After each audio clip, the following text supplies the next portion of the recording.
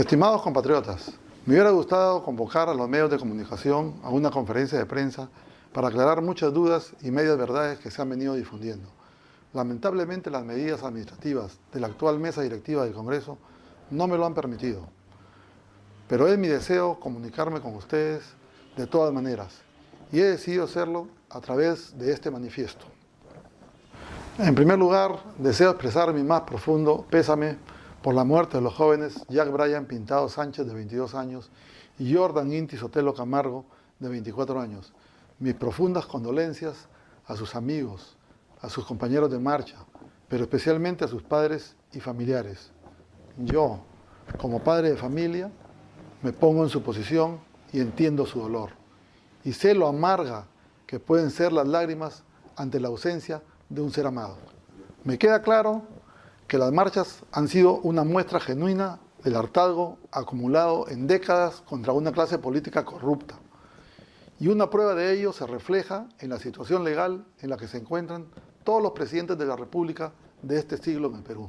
Me solidarizo con la juventud que se ha movilizado, que a pesar de no encontrarse articulada a ningún partido político o movimiento, salieron para hacer respetar sus derechos que muchos años silenciaron. Y muchos de ellos fueron violentados de manera injusta. Por todo, buscan culpables. Sin embargo, nadie indaga sobre las personas que han promovido y manipulado toda esta crisis, donde ni siquiera importó el respeto por el derecho a la vida. Yo no estuve en el gobierno para causar la muerte a la población, ni tampoco para manipular las fuerzas del orden que dan seguridad al país. Y hoy también se les quiere involucrar y desprestigiar. La misma policía a la que agradecíamos por estar en primera línea de batalla en la lucha contra la pandemia COVID-19. Ahora es satanizada y acusada de una brutal represión, incluso siendo señalados como asesinos. Mi homenaje y gratitud a la Policía Nacional del Perú, como siempre lo he hecho. Los hechos que causaron las muertes y los heridos que todos lamentamos tienen que ser investigados profundamente para determinar las responsabilidades de cada uno de ellos. Asimismo, quiero declarar que los mandos y protocolos ya se encontraban establecidos cuando yo asumí la presidencia, porque mi responsabilidad como presidente no era favorecerme como político, sino trabajar con mi alma, corazón y vida por lograr la estabilidad de mi país. Un país golpeado y agonizante, que hoy debe restaurarse. Me queda la sensación de que existieron manos oscuras que tuvieron por interés provocar la violencia, el caos, la muerte, para culpar al gobierno de turno.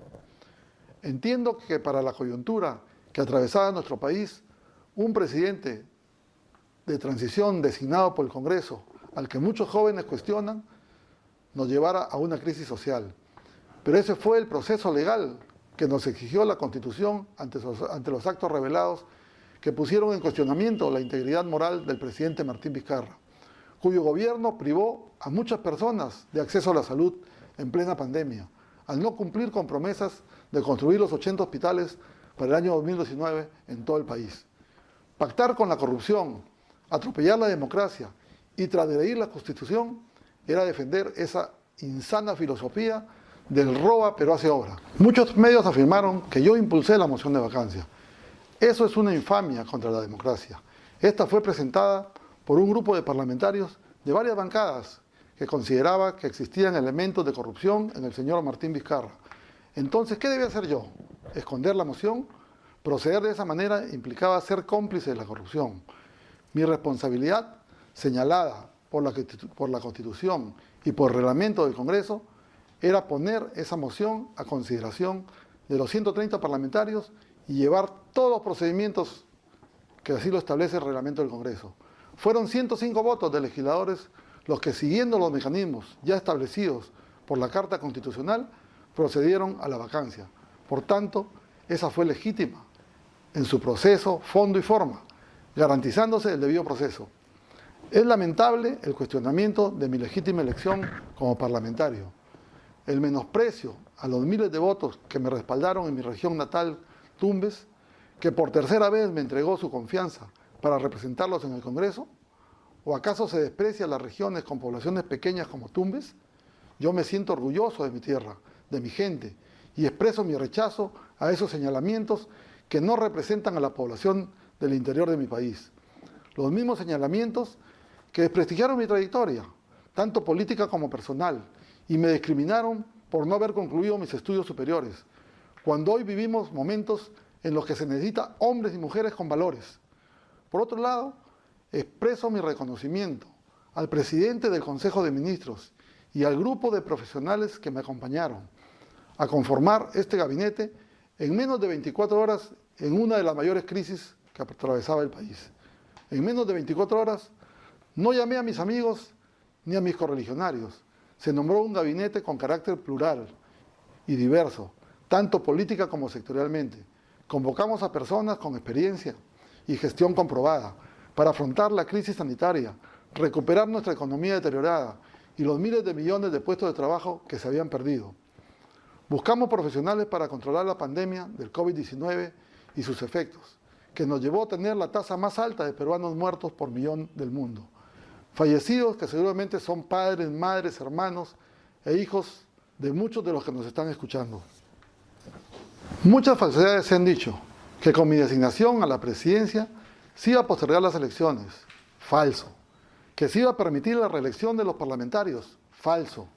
Que era un presidente usurpador y golpista. Falso. Que iba a permitir el licenciamiento de más universidades. Falso. Que iba a indultar a don Tauro Humala. Falso. Que iba a recortar programas sociales como Pensión 65 y otros. Falso. Y muchas cosas más. Pero eso sí digo, muy pronto las cosas quedarán esclarecidas. Y no solo la historia juzgará, también la justicia. Yo fui presidente constitucional de la República y dentro de mis atribuciones logré firmar la ley que fortalece los ingresos y las inversiones de los 25 gobiernos regionales para una mejor descentralización.